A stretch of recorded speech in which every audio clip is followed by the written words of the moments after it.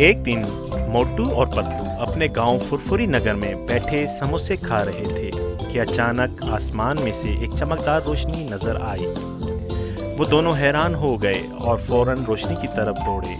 जब वहां पहुंचे तो देखा कि एक नन्हा सा लड़का नीली रंग की बिल्ली जैसा दिखने वाला एक रिपोर्ट लिए खड़ा था। नोबिता ने मुस्कुराकर कहा, हेलो, मैं नोबिता हूँ, ये मेरा दोस्त डोरेमोन है। मोटू खुश होकर बोला,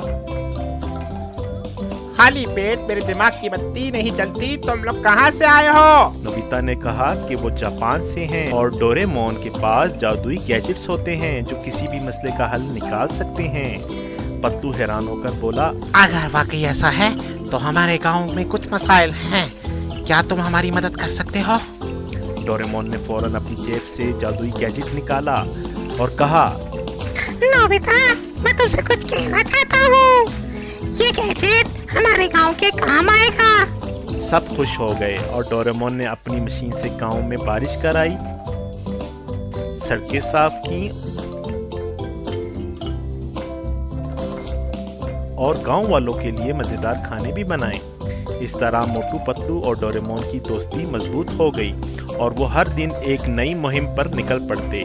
सब ने खुश होकर नारा लगाया, दोस्ती हो तो ऐसी। बच्चों, आप भी ऐसी दोस्ती कायम रखो।